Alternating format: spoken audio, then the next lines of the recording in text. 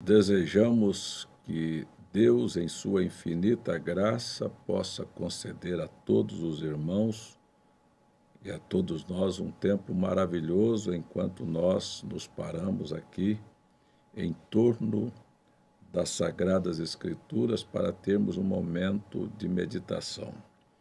Um grande shalom a você, a sua família e a todos que nesta hora participam desta live conosco. Gostaria de pedir a todos que, por favor, compartilhe com seus amigos, com seus contatos, que esta live está acontecendo. Envie aí para os seus contatos e os convide a participar desta live. Queremos lembrar que amanhã pela manhã continuaremos com a nossa meditação às 9 horas da manhã e teremos também um culto presencial à noite, às 19h30 aqui em João Pessoa. Sexta-feira estaremos com culto presencial em Recife e sábado teremos uma live pela manhã e à noite eu vou pregar.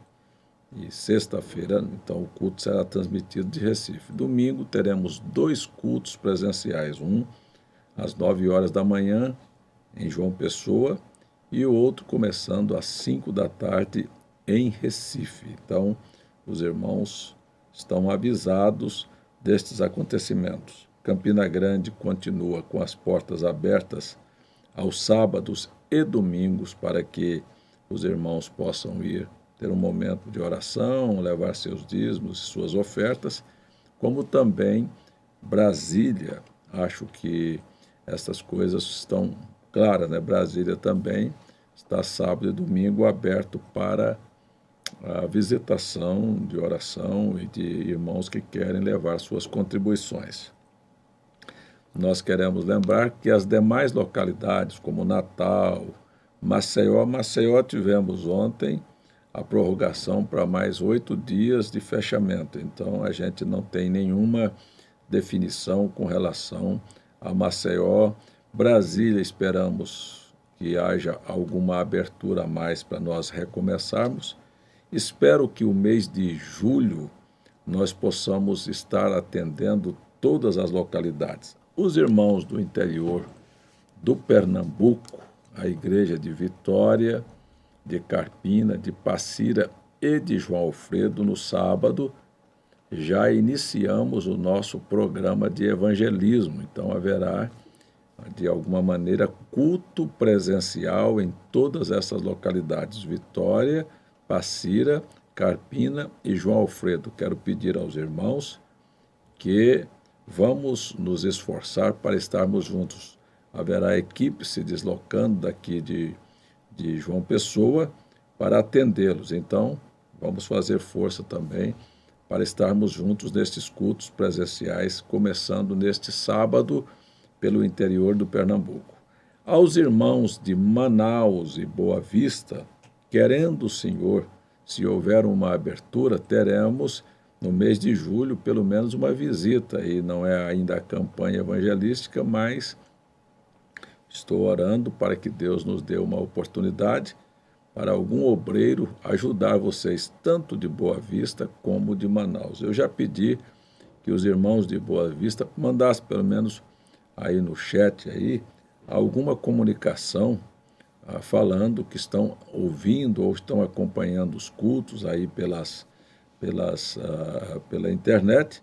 E também pedir que os irmãos de Manaus, que têm contato com os irmãos de Boa Vista, como é o caso da família Belo, que, por favor, deixe-os informados e também nos deixe saber a respeito de como eles estão e o nosso desejo de ajudá-los atendendo um pedido do pastor Aquiles, que na Venezuela está impossibilitado de transitar até de um estado para o outro, muito mais de um país para o outro. Se Deus nos ajudar, nós vamos estender a mão para esses irmãos aí de Boa Vista também, dentro desta viagem que o obreiro fará até Manaus e chegará até Boa Vista. Então, esses são os nossos avisos para início meditação hoje à noite. Eu quero reviver na sua memória que todos nós tivemos hoje uma oportunidade de um recomeço. Muitas pessoas deixam passar as oportunidades que Deus lhe dá a cada amanhecer. A Bíblia diz que as misericórdias do Senhor se renovam a cada manhã. Se renovam, está dando a você uma oportunidade. Muitas pessoas deixam passar. Por exemplo, quer ver se passou ou não? Você teve o seu momento de oração, parou para estar com Deus hoje? Você teve o seu momento de leitura da Bíblia hoje ou ficou o dia todo agitado, correndo, sabe, com muitas ocupações e Deus ficou, eu não vou dizer nem segundo ou terceiro lugar, não, lá no final da fila. Vamos ver, todos nós temos a oportunidade de recomeçar cada dia. Devemos começar cada dia na nossa vida com oração, ter um momento para você parar. Se você não colocar o pé no freio, você vai adiante. Você nunca vai começar a fazer as coisas como precisa ser feito. Então, leu você sua Bíblia hoje? Orou hoje? Por certo, você teve muitas tentações. Como é que você reagiu diante destas tentações? Às vezes, provocações, às vezes, um chamado para uma discussão, para um desentendimento. E estas coisas acontecem de coisas muito pequenas, às vezes que não tem nem sentido. Por qualquer coisa as pessoas estão se alterando e brigando e discutindo, e eles perderam a oportunidade de ter um recomeço na vida deles, um começo de uma outra etapa na vida. Recebi hoje um e-mail de uma irmã que diz, olha, eu sou católica e então faz alguns meses que comecei a assistir o senhor, acompanhar suas lives aí e os cultos, e daí eu tomei uma decisão porque minha vida foi se adequando àquilo que o senhor pregou. Aquilo que o senhor estava ensinando, eu estava vivendo. Isso é um recomeço. Ela teve a oportunidade de começar uma outra fase na vida dela. E aí, então, ela me disse que foi agora recente, o padre lá na paróquia dela, que ela frequenta, é católica, praticante, e ela fez as perguntas para o padre sobre batismo, sobre trindade, e o padre só sabia dizer para ela ler o catecismo e ficar com a igreja, que tinha 3 pontos, 3 bases que a igreja se fundamentava, que era na Bíblia, na história e na tradição. Então, que a irmã ficasse com aquilo. Ela disse, então eu vi a diferença do que é permanecer dos seus ensinamentos. Agora, estou insistindo com as pessoas a ter uma fé fundada na palavra, porque esta é a recomendação do profeta. Muitos dos nossos amigos, irmãos, colocam a sua fé em um homem. Você acha assim, ele elege um homem para ser seu pastor e nunca confere o ensinamento do seu pastor com a Bíblia. Ora, se o pastor falar qualquer coisa que for contrária às Escrituras, você deve ficar com as Escrituras. Mas como é que você vai ficar com as Escrituras se você não conhece as Escrituras? Você não está desconfiando, mas nós precisamos nos fundamentar com a Bíblia. Qual é o grande problema no sistema denominacional? É que eles acreditam naquilo que eles estão aprendendo. Lá, cada mês, cada semana, na escola bíblica, tem uma revistinha. Aquela revistinha ela é feita de acordo com o manual daquela igreja, com o estatuto daquela igreja, com a fé que aquele povo professa. Então, as pessoas que estão chegando, elas vão estudar ali na escola bíblica os pontos fundamentais da fé que estão baseados naquilo que aquela igreja crê. Será que aquilo combina com as Escrituras? Eu já vi muitos absurdos. Então você vai estudar a Trindade, eles têm que falar o quê? Chega a dizer é mistério, mas é isto que a Bíblia diz? Existe tal coisa nas Escrituras? Então não existe. Então você vai ver que as pessoas são levadas assim, meu pastor me disse tal coisa. Meu pastor disse que não tem problema uma mulher cortar o cabelo, não tem problema uma mulher vestir calça comprida, não tem problema uma mulher vestir essas saias, essas roupas. Por quê? Não é assim que a Bíblia diz. A Bíblia ensina como as mulheres devem vestir, como devem usar seus cabelos, como é que um homem deve se comportar, como a igreja deveria atuar. Então, quando as pessoas colocam muito mais fé na igreja e no pastor, elas esqueceram da palavra, e eu deixo dizer para você bem claro, e o diabo as enganou. Eu não estou aqui para enganar você, estou chamando você para voltar para as Escrituras. Obviamente que há muitas pessoas que ficam coando mosquito e engolindo camelo. Por exemplo, eu estava comentando, chegou um irmão e disse, não é bíblico citar o Salmo 23, o Senhor é meu pastor e nada me faltará. Veja, aonde estava aquele irmão firmado? Não, porque está escrito, o Senhor é meu pastor, nada me faltará, só porque se colocou um e nada me faltará. Alterou o que o sentido? Houve alguma alteração? Não, então isso é coar mosquito e engolir camelo. Quando você tem um ponto nas escrituras que não altera o conteúdo, por exemplo, né? Então eu estou citando um exemplo. Um exemplo, o Senhor é meu pastor e nada me faltará. Ou o Senhor é meu pastor, nada me faltará. Não muda. Não muda nada. A mensagem é esta. E as pessoas, às vezes, começam, então, a colocar pontinhos. Eu estava comentando, vindo para cá com a minha esposa, sobre esses assuntos assim. Eu já ouvi um pregador falar, não, porque é antibíblico dizer que Paulo ia na estrada de Damasco e a luz derrubou Saulo, do seu cavalo. Se você vai para a Bíblia, não diz que Saulo estava num cavalo, diz que a luz o derrubou por terra. Agora, qual era o meio de transporte existente no dia de Paulo? Fazendo uma viagem a longa distância, saindo de Jerusalém para ir para Damasco, capital da Síria. Qual era o meio mais comum? Era cavalo. Mas isso muda o assunto? Não, não muda. Então é o seguinte, a verdade é, a luz derrubou Paulo ao solo, tudo bem, mas quando você vê, são coisas que não mudam, que não vão alterar o conteúdo. Quando a Bíblia diz aquele que acrescentar ou aquele que diminuir, é uma coisa que muda a veracidade da história, do fato que a Bíblia está registrando. Por exemplo, isso aí muda. A Bíblia diz que uma mulher não deve cortar o cabelo. Aí vem um pregador e diz, não, ela pode cortar o cabelo. Mudou ou não mudou? Olha, a mulher deve se vestir honestamente com pudor e não deve vestir-se roupa de homens. Então, quando você vê uma mulher de calça comprida, você está vendo. Não, mas isso não precisa, porque isso foi lá do Velho Testamento. Então, você está mudando o teor das Escrituras. Então, nós precisamos aprender a ficar com o que está escrito. E isto, o que muda, por exemplo, se eu estabelecer uma doutrina aqui, que haverá uma ressurreição isolada, ou seja, um homem tem que ressuscitar primeiro, depois que ele morreu, para voltar aqui para pregar um sermão. Tem base na Bíblia para isso? Não. Então, isso aí é alterar a Bíblia.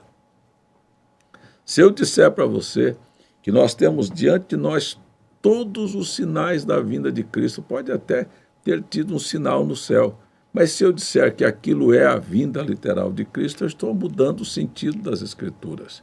Porque as Escrituras dizem que na vinda do Senhor, nossos corpos serão transformados e nós subiremos a encontrar o Senhor nos ares, e ali estaremos sempre com o Senhor. Então, você preste atenção que muita gente está mudando o conteúdo da Bíblia e fazendo para eles um caminho para a perdição, mudando o teor das Escrituras e criando para si uma coisa anti-escriturística, acrescentando, e sobre eles serão acrescentadas as pragas que haverão de vir. Eu tenho observado o cuidado do profeta William Branham era manter as pessoas com uma fé naquilo que está escrito. Por exemplo, se eu disser para você. Olha, nenhum homem pode pregar mais, só tem direito de rodar uma fita. Meu amigo, peraí, é isso que Jesus ensinou, é isso que Jesus mandou? Ou ele comissionou a homens para dar continuidade ao seu ministério? Então você tem que entender, é aquilo que está mudando o teor das Escrituras. O irmão Branham disse, o evangelismo deve continuar por todos os meios, então todos os meios são todos os meios, porque Jesus disse, ide por todo mundo e pregai o evangelho a toda criatura. Há alguns que são contra a internet, há alguns que são contra o programa na televisão ou no rádio.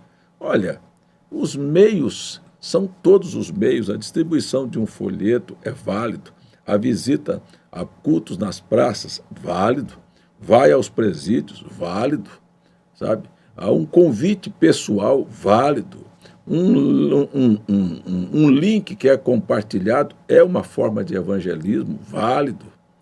Então, todas as maneiras são todas as maneiras. Nós estamos usando todos os modos. Isso não fere as Escrituras, porque ela diz, ide por todo mundo e pregai o evangelho a todas as criaturas. Então, este é o objetivo. Aliás, o profeta diz que quando você está evangelizando e levando as boas novas adiante, você está na vontade perfeita de Deus. Esta é a vontade perfeita de Deus. É óbvio, se você estiver fazendo a coisa de cabeça para baixo, por exemplo, uma mulher deixa os seus afazeres de casa, deixa os filhos no meio da rua, deixa o marido sem comida, deixa a roupa sem lavar, deixa a casa bagunçada e sai para pregar o evangelho. Ela está fazendo o que Deus comissionou para ela fazer? Não, Deus nunca mandou uma mulher pregar o evangelho, mandou ela cuidar do marido, dos filhos. Pode olhar nas Escrituras. Olha nas Escrituras. Cada vez que Deus veio tratar de algum assunto com uma mulher, olha lá na Bíblia, você vai sempre encontrar. Encontrou-se Deus vamos pegar aqui uma mulher, Agar. O que ele falou para ela? Olha, o seu filho está ali, cuida dele, ele está lá na beira da água, eu vou ouvir a oração do menino. Encontrou com a mãe de Sansão, você vai ter um filho. Encontrou com a mãe de Samuel, a ver a palavra. Então, cada vez é isso, olha, cuide do seu marido, cuide do seu filho, cuide do seu lar. Agora, se Deus coloca na sua frente uma pessoa no seu trabalho, ou na sua vizinhança, ou um parente, que você possa testificar do que ele fez por você, foi o que ele fez pela mulher samaritana. Ela teve uma alegria tão grande que ela saiu e disse, vem cá para você ver e conhecer um homem que me contou toda a história da minha vida. Ela não estava pregando, ela estava chamando as pessoas para ouvir o pregador. Então esse é um trabalho que as irmãs podem fazer também, sem ferir a Bíblia. Agora, quando uma mulher sobe ao púlpito e vai lá e se torna uma pregadora, você vê que ela quebra a corrente da Bíblia toda. Ela simplesmente quebra toda a Bíblia, porque desde o Velho ao Novo Testamento, Deus nunca comissionou uma mulher para ser pregadora. Então, isto é alterar o padrão das Escrituras. E eu gostaria que cada crente pudesse viver as Escrituras. Qual é o seu dever? Olha, ter uma vida limpa, consagrada, sabe, ser uma boa esposa, um bom marido, um bom pai, um bom patrão, um bom empregado, um bom vizinho, um bom cristão. Este é o dever de todos nós. Fazendo isto, nós vamos cumprir o mandamento do Senhor. Eu sei que há muitas coisas que Jesus falou que não estão escritas aqui na Bíblia. João disse isto. Olha, se fosse relatar todas as falas e todos os acontecimentos e todos os milagres, cuido que nem os livros de todo mundo caberia. Quer dizer, há muitas coisas que ficou aqui, mas as principais, aquelas que são necessárias para o equilíbrio da sua vida, porque não se coloca nem o que está escrito em evidência na vida. E se fosse falar mais coisa, se te bater na face, dê a outra. Se te pedir para andar uma milha, vai com ele duas. Se te pedir a capa, leva a túnica também. São coisas que você vê que as pessoas passam por cima e não querem fazer isso. Você vai orar por quem te maldiz, você vai falar bem daquele que te fala mal de você. Será que a gente coloca essas coisas em prática? Então, nem o que está escrito está sendo vivenciado. O chamamento é para que nós voltemos para isto, mas isto é muito simples, sabe? Que o que eu queria mesmo era uma coisa misteriosa. Lembra, eu já falei isso muitas vezes, daquela irmã que ia para o culto e dizia lá, mas eu gosto tanto quando aquele pregador prega, eu não gosto quando aquele outro prega. Porque aquele outro prega coisa muito simples. Eu gosto daquele outro que prega coisa muito profunda. E aí um dia ela foi para o culto e voltou e disse, hoje o pastor pregou uma mensagem profunda demais. E aí a outra pessoa perguntou, o que foi mesmo que ele pregou? Ele disse, eu sei lá, eu nem entendi, mas era tão profundo que eu só sei que era profundo. Quer dizer, o que valeu para a vida dela? Ela voltou vazia, da mesma maneira, sem entender o que é que estava se dizendo. E o que nós precisamos é da simplicidade. Por que Jesus chocou a religião dos dias? Por causa da simplicidade que ele falava, da simplicidade que ele se vestia enquanto o sumo sacerdote tinha, e por ordem de Deus. Pega lá no livro de Êxodo, se você vai ver a roupa sacerdotal, o éfode, as pedras brilhando, uma tiara na cabeça, uma placa de ouro dizendo santidade ao Senhor, uma outra veste por baixo, um ornamento, uma especiaria própria para que o sacerdote, até o cheiro do sacerdote era diferente das demais pessoas. E Jesus veio tão comum, tão simples, vestindo igual todo mundo, até para ser diferenciado dos seus discípulos. Judas disse, é aquele que eu der um beijo, é este que é ele. De tão simples que era seu linguajar.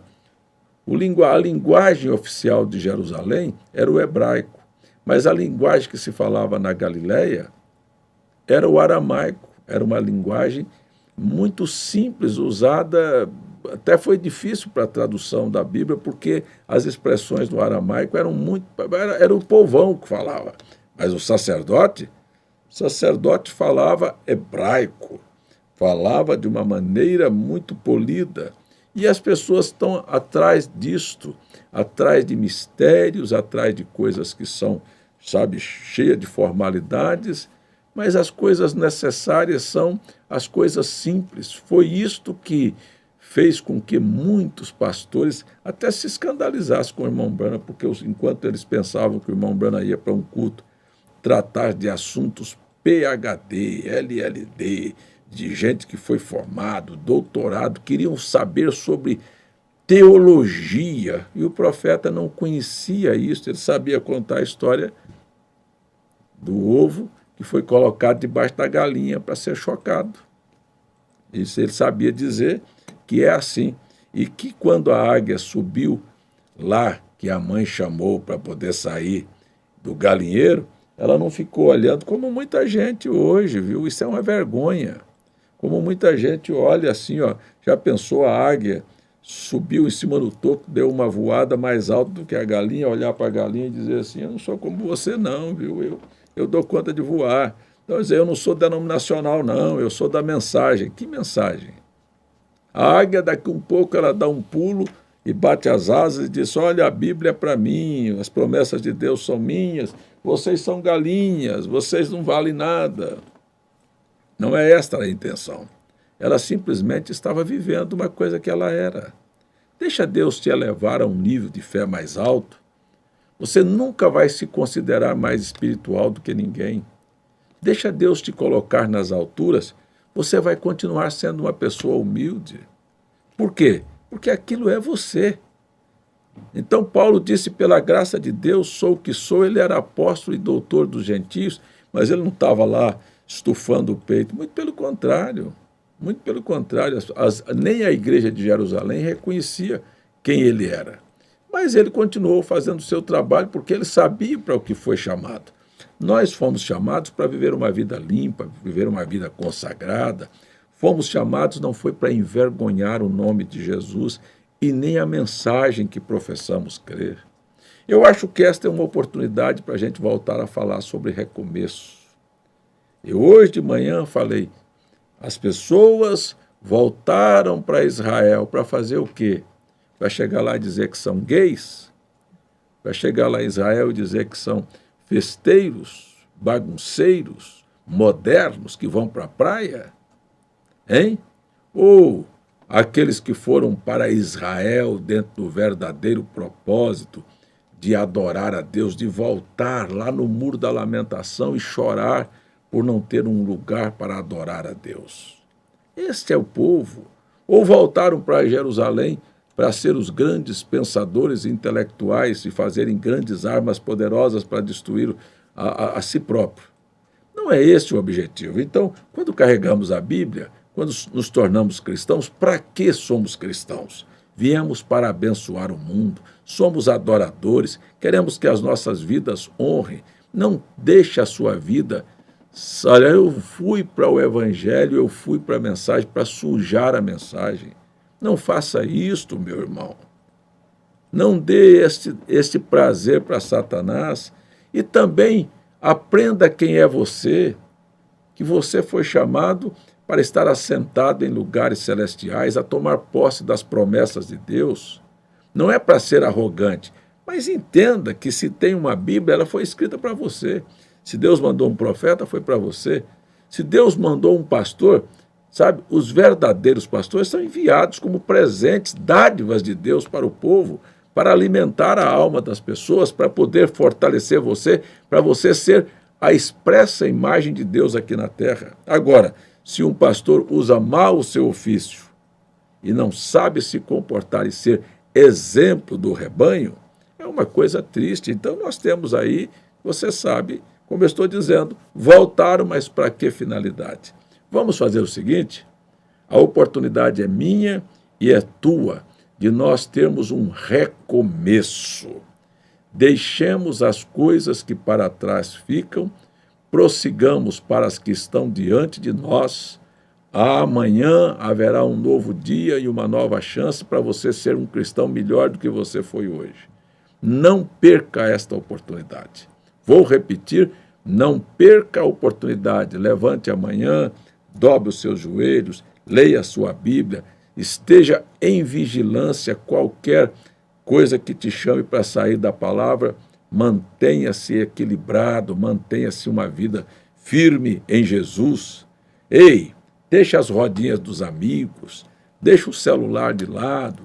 Se você é tentado a ver imagens e coisas no celular que são contrárias à sua fé, não faça tal coisa, resista ao diabo. Se você é tentado a discutir em casa, feche a sua boca, resista a Satanás.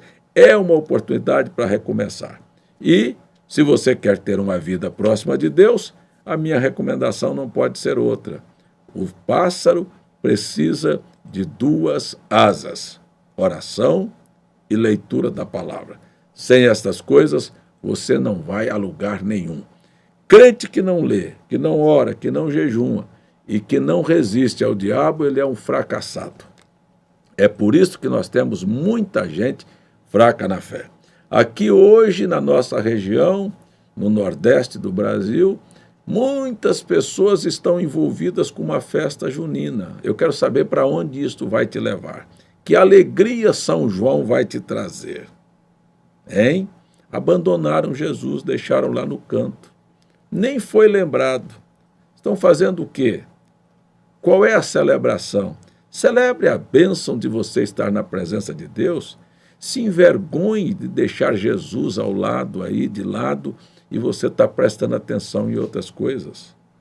Essas são verdades que nós precisamos olhar. Muito bem, o que nós temos aí? Vamos lembrar aí, ó, se você não se inscreveu no nosso canal, se inscreva, aprenda a cada dia a ser um evangelista. Irmão e irmã, compartilhe o link do culto com outras pessoas, você está fazendo isto. Se as pessoas não gostarem, um dia elas vão te cortar do seu relacionamento. Mas enquanto te deixar lá, mande um link, ó. Diz o provérbio, água mole em pedra dura, tanto bate até que fura. Sua persistência pode ajudar alguém. Nunca discuta a fé com ninguém. Se alguém quiser discutir, não é com você. Não, fé não se discute, fé se pratica, se vive. e deixe as pessoas ver que a sua vida é uma vida que veio para exaltar a Deus. Tem algum vídeo para ser mostrado? Não, né? Hoje não, né? Muito bem, nós temos apenas perguntas e saudações. Irmã Cíntia deseja... Isso aqui não foi de manhã, não? Foi de manhã essa pergunta aí, ó. Isso aí foi de manhã. O crente deve ser feliz ou carrancudo? Essas perguntas aí já vieram, deixa eu ver. Aqui, todas elas já vieram de manhã hoje, viu? Essa pergunta da irmã Cíntia já veio hoje, a seguinte já veio, o irmão que quer batizar lá também em Toritama já veio também essa pergunta, já instruí. E o que nós temos aqui de pergunta mesmo aqui para agora à noite? Vamos ver aqui se nós conseguimos ajudar. Nós temos aí 540 irmãos participando da nossa live. Sabe quantos likes nós temos? 92. Cadê o seu like? Não gostou? Não gostou da ministração da palavra? Não, esqueceu de dar seu like? Então, por favor, dê seu like aí agora, enquanto nós estamos nos organizando aqui com as perguntas. Dê seu like. Só se você não gostou, então você dá o dislike. Mas se você acha que as coisas que eu estou falando com você abençoam a sua vida, vai lá e dê um like.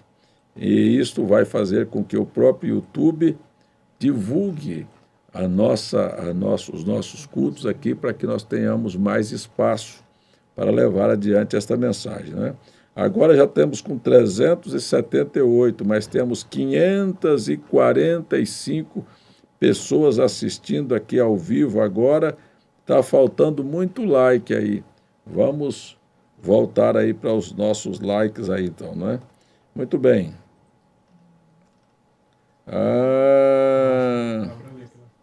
Vamos ver aqui. Vamos ver aqui o chat. Deixa eu ver se eu tenho alguma coisa aqui. Nós temos uma notícia boa, pelo menos enquanto estão procurando aí. Chegou no final da live de hoje de manhã o anúncio que a irmã Miriam Cruz, filha do irmão Mário da Cruz, lá de Brasília, está fazendo aniversário hoje. A irmã Miriam, cantora, canta bonito para Jesus aí, tem uma família bonita, não é? Um esposo muito agradável, o irmão Wesley. Agora tem uma coisa, irmã Miriam e família, vocês, qualquer um que estão assistindo aí, meus parabéns, muitas felicidades, que Deus te abençoe muito, que a senhora seja essa pessoa espiritual, crente, com vontade de servir a Deus, cada dia melhor. Agora tem uma coisa, viu? Se vocês fizeram aí aquele bolo e aquelas, como é que chama, aqueles brigadeiros, e não guardar para mim, quando eu for em Brasília, a briga está formada. Então, Deus abençoe a irmã Miriam, Deus abençoe o seu lar, Deus abençoe sua vida. Em nome de nosso Senhor Jesus Cristo, meus sinceros parabéns. Aí temos mais o quê? Agora sim, agora começou a chegar aqui. Alex Júnior, o que o senhor acha de um cristão que todo ano faz fogueira em dia de São João, seguindo a tradição romana? Já está dizendo, irmão Alex, eu não vou nem responder, porque já é uma tradição romana, isso não tem nada a ver com cristianismo. Eu acho que qualquer pessoa sensata vai ficar fora dessa tradição, e não tem nada a ver com o cristianismo. Marcos Olímpio, o senhor acha que Abraão saiu com 318 para libertar a Ló, 318 homens? No concílio de Nicéia houve 318 bispos que participaram do concílio. O irmão Brana fala algo acerca disto ou é coincidência? Para mim é até coincidência também, nunca nem pensei neste assunto, irmão, mas esta é a verdade, a história narra que mais de 318 bispos, né, no concílio de Nicéia, né, e ali de 318 homens também que Abraão levou. Muito bem, muito boa observação. Irmã Vera Lúcia, shalom a todos, Deus abençoe a todos, já estou no Rio, fiz ótima viagem, eu agradeço as orações de todos, obrigado, irmã Vera, Deus te abençoe, abençoe a sua estadia aí no Rio, é a esposa do nosso saudoso irmão José Flauzino, né, que partiu para o Senhor recentemente. Ela foi passar um tempo lá na casa da filha, lá no Rio de Janeiro. Roberto Santos, pastor, todas as igrejas são católicas, vem do catolicismo. Explique, por favor. Olha, irmão, veja só, a igreja nasceu no dia de Pentecostes. Veja, este é o nascimento da igreja de Jesus Cristo, nasceu no dia de Pentecostes. Automaticamente os anos foram passando, os apóstolos morreram e daqui a alguns anos, lá pelo ano 313 a seguir, a igreja começou um namoro com o Estado, com Roma, com os imperadores. Até então ela estava sendo perseguida. Com a subida de Constantino para ser o imperador de Roma, e o cristianismo estava crescendo e florescendo, então o imperador disse, eu vou ganhar esse povo para o meu lado. E o imperador, então, fez de conta que se converteu. Não é? Teve aí uma chamada pseudo-conversão de Constantino. E Constantino, então, encaminhou a igreja cristã, a igreja de Cristo, que nasceu em Pentecostes, para ser a igreja oficial de Roma, Roma Império. E no concílio de Constantinopla, em 381, pela primeira vez aparece na história a palavra católico. Por quê? Porque o imperador Teodósio X diz, sejam chamados cristãos, que era o título original da igreja, cristãos católicos. Aí agora veja, todos os que professarem a fé na Trindade, nas três pessoas da Trindade, seguirem o conselho do bispo de Roma. Então, veja só que a partir daí a igreja começou a ser chamada de igreja católica, que quer dizer universal. É uma igreja que está em todo o universo. Foi assim que esta palavra católico se apregou. Só que daqui um pouco você vai ver que já virou um paradoxo, porque aí são católicos romanos, ou seja, da Igreja Universal de Cristo, mas aí encabeçada por Roma. Tanto que hoje a sede da Igreja Católica é Roma. No ano 1516, aquele padre católico, olha, católico, chamado Martim Lutero, ele, vendo os absurdos que a Igreja Católica estava praticando, ele resolve, então, propor uma reforma. Ele não queria deixar de ser católico. Ele queria continuar católico, que era a igreja oficial, uma igreja poderosa, rica, mundialmente. Ele queria, mas queria que ela mudasse, porque havia muitos filhos de adultérios, muito roubo, muita mentira, não é? A igreja estava vendendo indulgência, os papas tinham enchido os couros papais de filhos bastardos, então muita sujeira. E o Lutero queria mudar isto. Só que ele foi incapaz de mudar e o Papa o excomungou e ele foi expulso da Igreja Católica. Veja, o que aconteceu? Neste cisma, nesta separação, a igreja, então, que nasceu foi chamada de protestante. Esta igreja protestante são todos os evangélicos. Agora pergunto, e as doutrinas são da Igreja de Cristo em Pentecostes ou são as doutrinas do catolicismo romano? Porque se você voltar para a Bíblia, no dia de Pentecostes, eles creram e foram batizados em nome do Senhor Jesus. Agora, Lutero não batizava em nome de Jesus e nem a Igreja Católica, porque já havia mudado para ter uma fé na Trindade. De onde é a fé trinitariana? 381.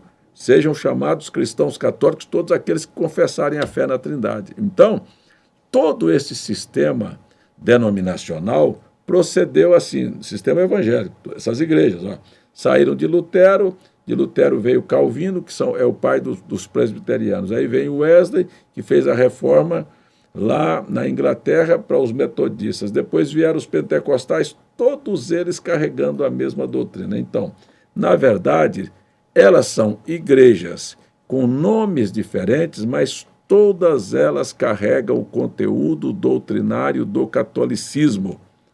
A fé na Trindade, o batismo nos títulos, e aí então muitas outras coisas que o catolicismo legou para o protestantismo. É por isso que é chamado que as igrejas são todas católicas com outros nomes, mas o conteúdo é catolicismo. Maria Cândido. Boa noite, pastor. Diante da pandemia do Covid-19, podemos dar carona para irmãos da igreja, mesmo que a regra de distanciamento entre pessoas em um lugar seja de 1 metro? Olha, irmão, é assim. Você sabe para quem você vai dar carona? Sabe o estado de saúde daquele irmão?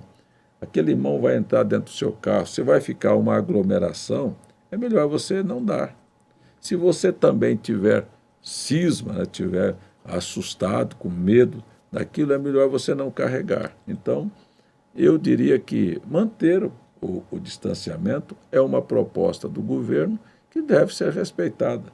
Eu acho que nenhum irmão vai ficar ofendido se você propor a dizer, não, irmão, eu vou andar só com a minha família até que passe isto, ou se você tem o coração aberto e tem fé para colocar o irmão dentro do seu carro, e ele está ali de máscara e não vai evitar contatos físicos, isso é com você. Tá bom? Eu instruí aqui para os irmãos que vão viajar na van, com o irmão José Genuíno e com outros irmãos aqui que coordenam esse trabalho de evangelismo, mesmo na van, que é um carro que pega 15 pessoas, eu disse, leve no máximo 5 ou 6, distante um do outro. Então, esta é a maneira para quê? Para você evitar de ser parado ali por um guarda e depois ser multado ou mandar você voltar e todas essas coisas assim. Joilda Gomes, me explique como foi que a Igreja Católica conseguiu fazer de João um santo e em que século isto aconteceu? Irmão e irmã Joilda, quando foi... Um santo? Conseguir fazer um santo matuto? Aí no coisa, aí no... Bom, de alguma maneira, eu não tenho esta informação aqui de quando foi, em que data foi. Só tem uma coisa que eu quero dizer. Jesus, o nosso irmão Estevão lá, referindo-se, diz, qual foi dos profetas que vocês não mataram? Então Jesus disse, vocês matam os profetas e depois transformam o sepulcro deles num lugar, vão ornamentar o sepulcro, isso mostra a hipocrisia. A Igreja Católica perseguiu terrivelmente os cristãos, né? Inclusive no período da Inquisição, e Roma também fez um estrago muito grande com os cristãos, e há tantos que morreram nas perseguições. Sabe que a martirologia diz que 68 milhões de pessoas morreram, mas depois muitos deles foram transformados em santos pela Igreja Católica. Então, o próprio Pedro morreu em Roma, crucificado de cabeça para baixo, depois se tornou Papa. Tudo isso é um absurdo. Agora, qual foi a data, eu realmente não me lembro, irmão. Sei que João é tão santo quanto eu e você, só isso que eu sei. Alano Silva, Deus te abençoe, irmão Alano, nós o batizamos no domingo passado, né? É errado marcar trechos da Bíblia com a caneta? Não, irmão, não é errado, não. Fica fácil para a sua compreensão, onde você quer encontrar, pode marcar tranquilamente. Márcia, Shalom, pastor César, estou sempre assistindo os cultos e as lives. Me explique sobre as pragas, vírus e a vinda do Senhor. Olha, as pragas, elas são profecias de Jesus que estariam aí tomando lugar e mostrando os sinais da vinda do Senhor Jesus, né? O profeta, o irmão Brana, disse que estava profetizado, que isto haveria de acontecer e que muitas pessoas seriam infectadas, mas que Deus tinha um método para inocular você, ou seja, para vacinar você. E este é o Espírito Santo. Peça para ele fazer esta vacina em você, que você vai estar livre do medo dessa pandemia que está assolando o mundo aí. Wallace, pastor César, o que é ser extremista? O que é ser extremista? Olha aqui, ó. Você tem uma estrada, você tem uma estrada.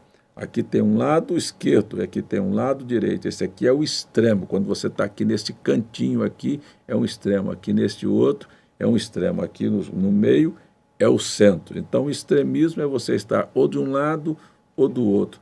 Tem pessoas, você já viu sua mãe dizer, ou alguém dizer, ou 8 ou 80, quer dizer, ou é num extremo ou é no outro extremo. Tem hoje a política, por exemplo, que fala dos extremistas, né? Aqueles que são extremistas, comunistas, com ideias marxistas, são chamados de esquerda. Há aqueles que estão do outro lado, que são chamados de conservadores, são chamados de extremista da direita. Essa é a ideia dos extremos, são as laterais, né? Erli Oliveira, pastor, o que a Escritura, a fé sem obras é morta? Obviamente, irmão, não adianta você dizer, eu creio que não pode mentir, e mente. O que valeu a sua fé? Sua fé está dizendo, eu creio, quer dizer, fé. Eu tenho fé que não pode mentir, mas mente. Eu creio que não pode adulterar, então, mas você vai lá e pratica, quer dizer, suas obras são mortas, fé sem obras. Se você não disser que crê e praticar aquilo, não vale nada. É isso que a Escritura diz. Cristina Silva, paz do Senhor, estou aguardando o meu batismo, sou do Rio de Janeiro, da Ilha do Governador. O senhor falou que assim que abrisse as igrejas, iria nos batizar. Eu quero só pedir um favor para a senhora, minha irmã, é que a senhora nos mande aí, olha, nosso e-mail é feperfeita@gmail.com, feperfeita@gmail.com. A senhora me mande o seu telefone e o seu endereço, porque vou pedir a um pastor aí do Rio para fazer contato com a senhora para te batizar, viu? Antônio Pereira, shalom, meu pastor, explique Tiago 2:4-6, por favor. Porventura, não fizestes distinção entre vós mesmos e não vos fizestes juízes de maus pensamentos?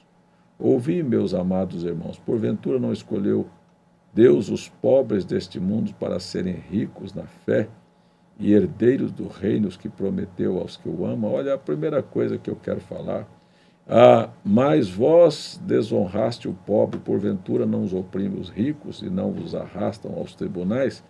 Bom, ali nós estamos vivendo um período em que esses próprios escritos estavam se referindo a um período ainda que havia escravaturas e havia servos. Então havia uma diferença muito grande entre pobres e ricos, porque os ricos dominavam sobre os pobres, né? Eles oprimiam, eles escravizavam. Até Paulo ganha um escravo fugitivo chamado Onésimo, né? E escreve a Filemon, pedindo para Filemon perdoar aquele escravo, tratá-lo como irmão, e dizendo a Onésimo, que era o escravo, para tratar Filemon muito mais do que como um senhor. Por isso a Bíblia fala sobre os senhores, quer dizer, que na verdade, era um período ainda de escravatura, e eles faziam esta opressão. Agora, até ontem o irmão Francisco, vindo na viagem, citou uma escritura de Atos 20:35, que mais bem-aventurado é dar do que receber. E você vai lembrar que Jesus ensinou isto em São Lucas, capítulo 14. Jesus fala de você fazer uma coisa sem ter a necessidade de receber de volta. Os ricos, você convida uma pessoa rica para um jantar na sua casa, na esperança que ele te possa convidar também para te dar um jantar depois como pagamento. Quer dizer, você faz e esperando receber. Mas é melhor dar. E Jesus chamou os pobres e disse, olha, você põe os pobres para comer na sua mesa, porque você vai dar para eles sem eles nunca poderem te dar. Isto é dar sem esperança de receber. Aí você vai para o Evangelho de Mateus, que a recompensa disto é lá do outro lado. Eu estive com fome e me deste comer, estive com sede e me deste beber. Então, há muitas pessoas que fizeram tantas coisas boas aqui, sem a esperança de receber, para pobres. Agora, eu vou dizer uma coisa. existem pobres e existem pobres, porque existem pobres orgulhosos, prepotentes, arrogantes, encrenqueiros, briguentos, preguiçosos, ruins de natureza, tem tudo. Então você não pode generalizar só porque é pobre, você vai ter que Deus vai dar o reino para eles. Não, não é isso, viu? Existem pobres que são pessoas ricas, são ricas em amor, são ricas em afeto, são ricas em tratamento, e, no entanto, são pobres. Mas há pobre encrenqueiro também. Então, existem essas duas coisas que a gente precisa de analisar e só se conhece no dia a dia. Eliane Maria. Pastor, uma mulher não pode evangelizar? Eu acabei de dizer que pode. Eu acabei de dizer que pode evangelizar. A senhora pode pegar um folheto, distribuir. A senhora pode convidar uma pessoa para ir na sua igreja ouvir um pregador. A senhora pode falar o que Jesus fez na sua vida. Agora, deixar sua casa, seu marido com fome, seus filhos no meio da rua, a roupa para lavar, a casa bagunçada e sair com a Bíblia debaixo do braço, isso é papel para quem está desorganizado. É isso que eu estou falando. Ou então uma mulher pregar na igreja que não. Paulo diz que é indecente. Leia na sua Bíblia, fique com a Bíblia. Eu ensinei aqui no início desta fala hoje que nós devemos ficar com a Bíblia. Reni, Shalom, o senhor poderia me explicar o que significa se pedir a capa, deixe também levar a túnica?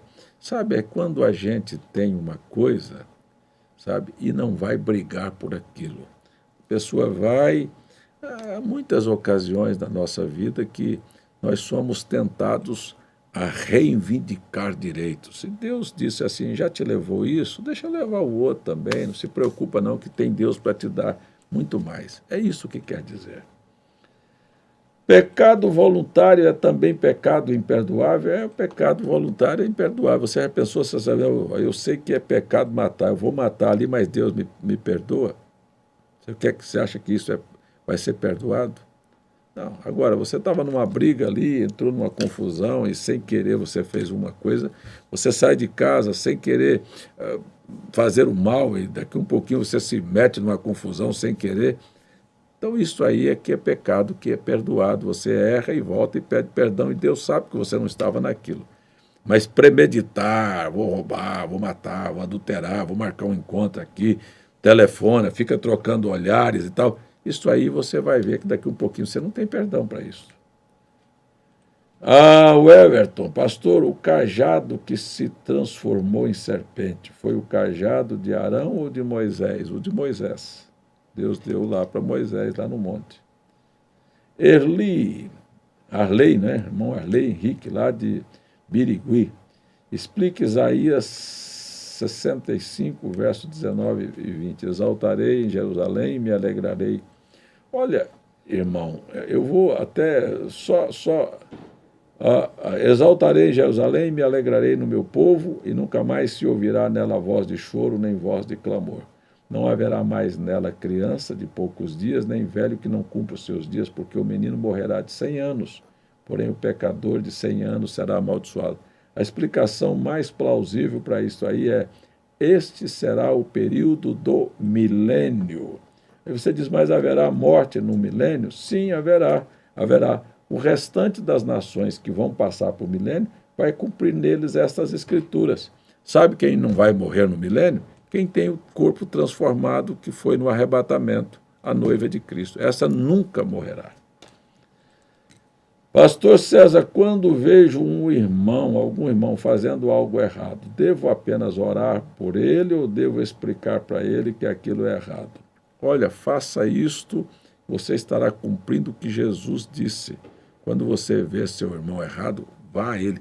Nem comente com outra pessoa que você viu o irmão fazendo algo errado. Vá a ele particularmente e converse com ele num bom espírito. Chame ele e diga, olha, eu quero lhe dizer uma coisa, isso aqui é para o seu bem. É assim que se deve fazer. E ore por ele secretamente também. Ana Maria. Tenho dúvidas sobre as pirâmides. Gostaria de saber se Enoque construiu as 3 ou apenas uma. Deus abençoe. O profeta diz que Enoque construiu as pirâmides. Foi assim que ele falou. Amélia Silva. Pastor, se Adão não tivesse caído, nós viríamos ao mundo? Precisaria do plano da redenção?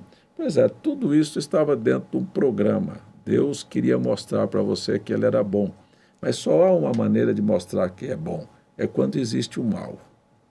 É a lei do contraste. Como é que a senhora vai saber, irmã Amélia, que é bom ter saúde? Porque a senhora adoeceu. Você vai, como é bom ter saúde, basta uma gripe te pegar, você vai ver que é a diferença. Então, para Deus mostrar para o ser humano a sua bondade, teria que dar oportunidade para o mal. Então, para ele mostrar que ele era salvador, teria que ter alguém perdido para ele achar. Então, tudo estava dentro de um programa, mas para mostrar o quanto Deus é bom, que ele mesmo para mostrar que ele era bom, se ele não tivesse planejado a redenção, o que é a redenção? Ele próprio morrer para pagar o preço do pecado, você não saberia o quanto ele é bom. Seria, então, apenas um orgulho de Deus, uma vaidade de Deus querer mostrar que ele era bom. Mas ele disse, eu vou deixar aqui haver a lei do contraste, o bem e o mal, mas eu vou provar o quanto eu sou bom, dando a minha vida em resgate da vida deles. Irmão Ramon, boa noite, pastor. Moisés, sendo líder no Egito, mais tarde disse que não falava bem. Ele realmente tinha dificuldade ou fez corpo mole para Deus? Eu acho que ele fez corpo mole, porque a Bíblia diz em Atos capítulo 7 que ele era varão eloquente. Quando ele chegou perto de Deus, ele viu que o negócio era tão complicado que ele diz, eu não sou bom para falar, não.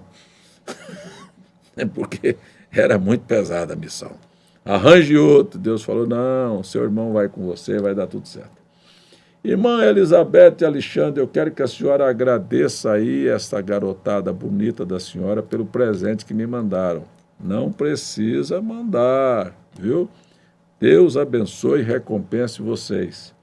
Pastor César Shalom, minha filha está fazendo a seguinte pergunta. Como devo procurar o novo nascimento? Pois sei que precisa nascer de novo antes de receber o Espírito Santo. Como devo fazer? Apenas se entregar, se render, dobrar seus joelhos e dizer, Senhor, eu quero uma experiência do novo nascimento, estou aqui para fazer a sua vontade. O que tiver de ruim na minha vida, que não presta, tira isso, me deixa nascer e ser completamente teu. É assim. Joseneide Duarte, por favor, explique 2 Samuel 24, eu não entendi porque Deus incitou a Davi a contar o povo. Não, irmã, na verdade, quem incitou a Davi a contar o povo foi Satanás, não foi Deus, não.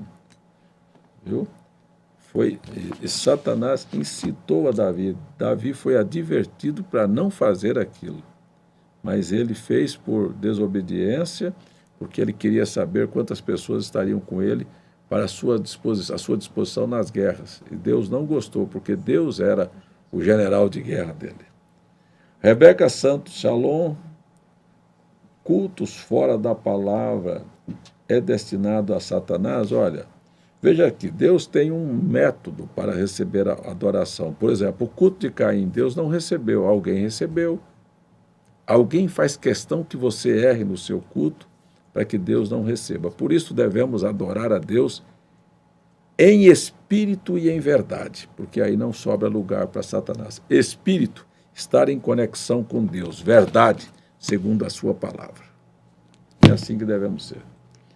Carlos dos Santos, o batismo da Igreja Internacional da Graça é errado?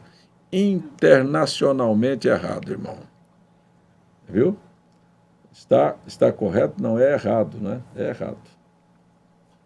Antônio Clemente, pastor César, gostaria que o senhor explicasse o tríplice testemunho sobre Cristo falar no capítulo 5, versos 7 e 8, de que 3 são um. Olha, irmão Antônio Clemente, essa escritura que você está dizendo aí, João falando, 3 são os que testificam, tanto no céu como na terra, né? Há 3 testemunhos. O Pai, quem é o Pai? É o grande Espírito que gerou. A palavra, quem é a palavra? É este Deus que vai se tornar carne. É só ler João capítulo 1, e o verbo se tornou carne, e o verbo era Deus. Então, você vai ver que este Deus Espírito vai se encarnar. Então, isto são testemunhos da obra da redenção. Estes 3 testemunhos são 3 pessoas ou é um só Deus? Então, os 3 são um. Quando você vê o verso seguinte, que diz: 3 os que testificam na terra, água, sangue e espírito. Água e sangue foi aquilo que saiu do corpo de Jesus quando a lança furou. São testemunhos da obra da redenção. Furou, saiu água, sangue. O que Jesus fez? Inclinou a cabeça e rendeu o espírito. Água, sangue e espírito. Testifica de um Deus salvando vida de pecadores. É isso que a Bíblia está relatando. Tássia Nayara, boa noite. Haverá culto outro? Haverá outro dilúvio? Não, jamais haverá dilúvio, não. Isso é lá de Jacobina, conheço muito Jacobina, já passei muitas vezes por aí, viu? Célio Luiz, pastor, uma pessoa que não consegue chorar quando ouve uma pregação da palavra ou quando está orando, embora constantemente peça a Deus que quebrante o seu coração e não consegue chorar, o que fazer? Está perdido? Não, irmão. Não, você só vai chorar a hora que der vontade de chorar. Você não tem que fazer cara feia para chorar, para você, se Deus te ouvir, não. Quebrantado não é simplesmente chorar. Quebrantado é uma pessoa mansa, humilde. Eduardo, boa noite, pastor. Eu gostaria que o senhor fizesse a diferença entre o pensamento unicista e a unidade de Deus. Olha, o pensamento unicista é que Jesus é seu próprio Pai. Teve até um irmão que fez aí um comentário a respeito disso outro dia, e eu lamentei porque a live já tinha acabado. Mas o pensamento unicista é que Jesus é seu próprio Pai. Quando o irmão Branham explicou isso na mensagem A Unidade de Deus, ou a Deidade de Jesus Cristo, ele disse: não, Jesus tem um Pai, e isso é verdade. O Pai é o Espírito, Jesus é o corpo. Veja, este Pai aqui gerou este corpo, então se ele gerou, ele é Pai. Veja, não é Jesus que gerou Jesus, é o Pai que gerou um corpo que se chamava Jesus. Este Pai habitou neste corpo. Então, este Jesus aqui, ele teve um Pai, e ele era filho porque nasceu como todo ser humano foi filho. Todo aquele que nasce é chamado de filho. Então, quando você quer saber sobre a unidade do Pai com o Filho, aí Jesus disse: eu e o Pai somos um. Por quê? Eu, carne, e o Pai, Espírito, não somos dois, somos um. Isto é unidade. Agora, os unicistas dizem: não, é que o Jesus, ele é o próprio Deus, ele é o próprio Pai. Ele foi gerado por si mesmo, não é assim. Então, isto é a confusão. Esta é a diferença entre o unicista e aquele que crê na unidade. Edinalva Costa, boa noite. Gostaria de saber onde encontro para comprar esta Bíblia que o senhor usa em letras grandes. Esta Bíblia aqui já são em letras, é chamada aqui de letras grandes, super legível, não é? As letras são bem grandes mesmo, letras gigantes. Eu a comprei na internet, porque, na verdade, as livrarias estão fechadas agora, mas a internet a senhora tem, pode pegar aí. Edições, edição trinitariana fiel, corrigida e fiel ao texto original. Edição trinitariana, corrigida e fiel ao texto original. Na internet a senhora encontra. Nós compramos num site, até demos um site há poucos dias atrás aí para as pessoas que perguntaram. Edivan Gomes. As testemunhas de Jeová não podem doar sangue. Isto é correto? Está de acordo com a Bíblia? Não tem nenhum lugar na Bíblia que proíbe doar sangue. Tem lugar na Bíblia que proíbe comer sangue. São coisas bem diferentes. Rony, pastor César, é possível um crente ter muitos anos na igreja e ser rebelde? Mas isto é muito possível. Tem gente que vem para a igreja e nunca se converteu. É como eu acabei de explicar. Muita gente foi para Israel porque é judeu, então, mas lá é homossexual. E tem muita gente que vem para a igreja, vira igrejeiro, mas nunca foram cristãos. Boa noite, pastor César, um grande shalom. Gostaria de saber por que os cristãos são chamados filhos de Abraão e não de Moisés. Porque o próprio Moisés é filho de Abraão. Moisés já está numa descendência de Abraão bem lá na frente. Ó, primeiro veio Abraão, depois veio Isaac, depois veio Jacó, de Jacó vieram os 12 patriarcas. Os 12 patriarcas foram para o Egito, passaram 430 anos lá, quando nasceu Moisés. Então, o próprio Moisés é da linhagem de Abraão. Por isso, todas as famílias da terra são chamados filhos de Abraão. Porque dessa linhagem de Abraão vem Cristo, e Cristo é a bênção de todas as nações. Ter uma experiência com Cristo é ter uma sensação ou um sentimento? Absolutamente não. Ter uma experiência com Cristo é ter uma vida mudada, transformada. Márcia Calisto, pastor, se alguém me pedir para orar por ela, eu posso orar? É seu dever orar por todos. Milena e Jonas, boa noite. Cristãos podem ser doadores de órgão? Você para e faz a pergunta para você mesmo. Se a senhora tem um filho, ou você tem um filho, ou você mesmo precisasse de um rins, ou de um fígado, ou de um transplante de coração, a senhora receberia ou morreria e não queria? Se a senhora está disposta a receber, também deve estar disposta a doar. É assim que deve ser observado. Rebeca Santos, quem pecou voluntariamente não tem perdão e está perdido? Quem pecou voluntariamente, depois de ter conhecido a verdade, depois de ter relacionamento com Cristo, ou pecou apenas porque tem um conhecimento intelectual? Depende muito da condição das pessoas. Deus está pronto para perdoar quem realmente se arrepende. Agora, não é aquele que quer continuar praticando as coisas voluntariamente. Rogério Vanderlei, boa noite, pastor. Por que somos salvos pela graça? Por quê? Porque nossas obras, porque nossa vida é uma desgraça.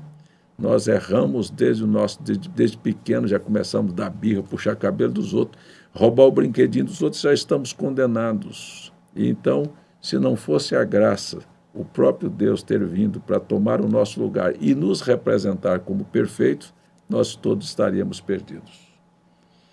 Agora nós temos pedidos de oração. Deixa eu tomar uma água, porque a boca já ficou seca de tanto falar.